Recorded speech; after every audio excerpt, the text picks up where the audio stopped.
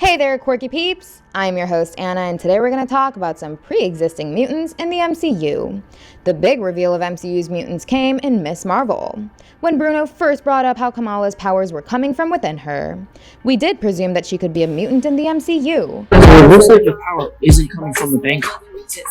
It's coming from within you. Like the bang will knock the superhuman part of you. But then Najma revealed how Kamala is supposed to be a clandestine, or perhaps a djinn. So, Ms. Marvel deviated from the Inhumans and told us that she's actually a human-djinn hybrid. But now, it has taken a turn into an entirely different direction because as it turns out, Ms. Marvel is officially the first mutant on MCU's Earth 616. Bruno found something odd in her genes, which wasn't there in her mother or her brother. He called it a mutation. But when I compared you to the rest of your family, something still seemed off. Okay. Kamala, there's something different in your genes. Like a mutation. We don't know how this mutation was triggered, but it was probably because of the Kree bangle that she wore. Now I'm gonna go a little technical, so bear with me for a short while, please. If you look at the core definition of mutation, it is the changing of the structure of a gene, resulting in a variant form that may be transmitted to subsequent generations, which is caused by the alteration of single base units in DNA, or the deletion, insertion, or rearrangement of larger sections of genes or chromosomes. So there are two ways you could see this. Either only the clandestines, aka the djinn, could go through these mutations.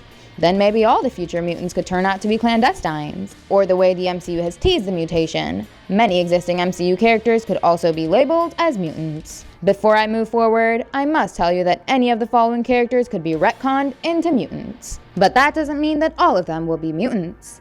Okay, so the first MCU mutants could be super soldiers. Yes, our very own Captain America and the Red Skull could have been the first real mutants that showed up on screen. Then, the Winter Soldiers could have followed along with Isaiah Bradley, the Red Guardian, the Flag Smashers, and the US Agent. The reason I say this is because all these people were enhanced with the Super Soldier Serum, which could have mutated their genes. So, they could all be called mutants in the MCU. And the next batch of them could have been mutated with the Infinity Stones.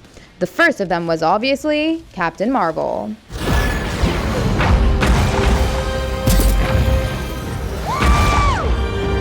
Carol got her powers after she was exposed to the blast of a light-speed engine, which was powered by the Tesseract. And later, she got a blood transfusion from Yon Rogue. So a fusion of all these elements gave her powers. But it is quite possible that her condition could also be called a mutation. After all, the Tesseract energy from that light-speed engine could have altered her genes, resulting in a unique X gene.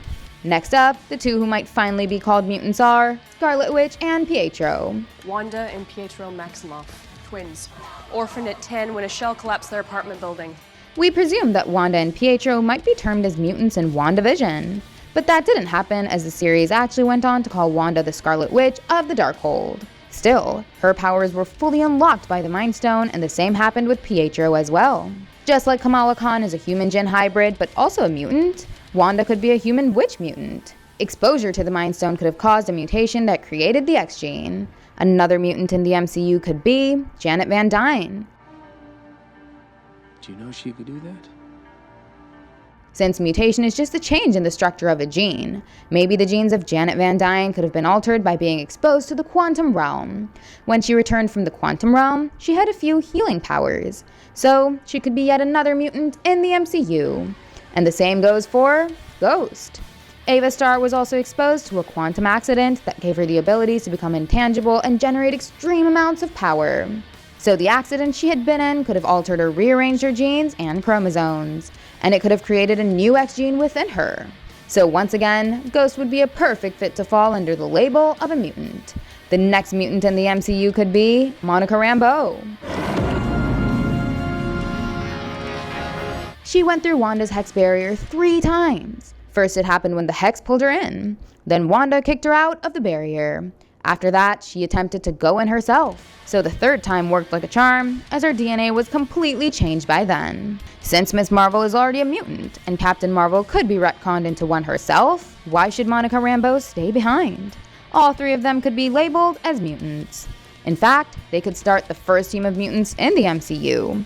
They could bring other mutants like Rogue in the Marvels. Now last but not least, the MCU could also have Gamma Mutants. Bruce Banner was exposed to crazy amounts of gamma energy which changed his physiology completely. Emil Blonsky was already enhanced by the super soldier serum, so he could already be called a mutant even without his abomination form. The leader could be labeled as a mutant, and now with the arrival of She-Hulk, even she could be called one. All this means that basically everyone exposed to anything that could have changed their DNA could be a mutant in the MCU. I know a lot of fans will be angry if any of these existing characters get retconned into being mutants, but Ms. Marvel's reveal as a mutant came out of nowhere, and it proved that literally anything could happen in the MCU. So why not all these enhanced individuals be turned into mutants as well? The classification between humans and mutants could become so simple, don't you think? And the Sokovia Accords could just be renamed as a Mutant Registration Act. Let us know your thoughts about all this in the comments. Give us a thumbs up and hit the subscribe button if you enjoyed the video. And don't forget to check out some more fun content on our channel. Thank you, and I'll see you in the next one. Goodbye!